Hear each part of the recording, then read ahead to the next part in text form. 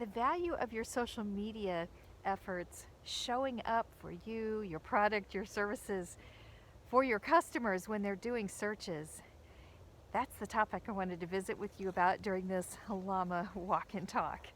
I am walking this evening with our two young male llamas. In the pink halter is Jangles, and his little buddy Banjo is behind him.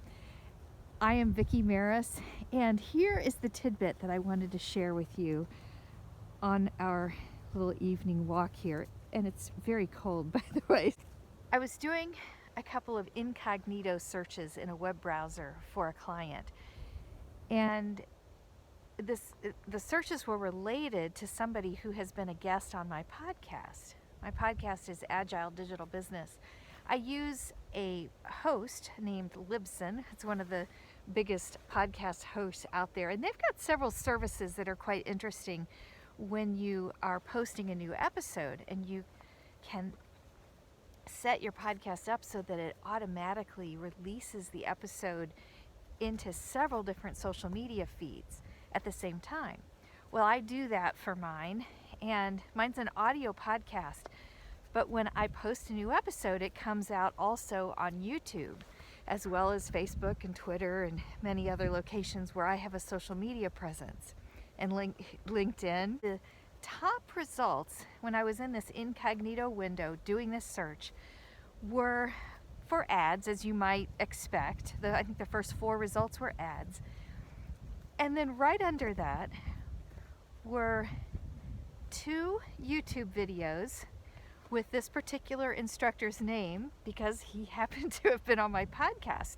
So they were the YouTube videos from my show. And then the third thing, full color, was that same episode as it was released in Twitter. And it was such evidence to me that even if there's a particular platform that you might not be a real big fan of, or that you think your particular customers aren't on that platform, there still is some value in your brand having presence there. And if you want to focus your social media efforts on the channel where your customers are often, that makes sense. But on the other channels, you might post things that would steer them to the channel where you are the most active. So, for instance, maybe you don't want to have a heavy presence in Twitter, and you spend most of your time in LinkedIn with your brand. Well, out there on Twitter, you could occasionally tweet something that invites people to come over to LinkedIn to join you over there. You could also definitely consider having a presence in YouTube. That is, to me, just a no-brainer. Video is so big right now. People are using video in their decisions to buy a product or a service. Video is just weighing so heavily in the consumer's buying journey. So figure out a way to get a presence on YouTube, and then you can take your YouTube videos and embed them on your web pages. That's something I've been working on for my own brand, for the Vicki J. Maris consulting brand, and I'm not nearly as far along as I would like to be, but I just wanted to get out and share this finding with you. It's just was so interesting to me. What a value in having the podcast, and in the fact that it's indexed by Google at the episode level, and that those results were showing.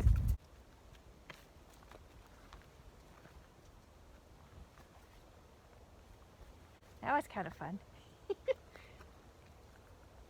Good boys. So, give that some consideration.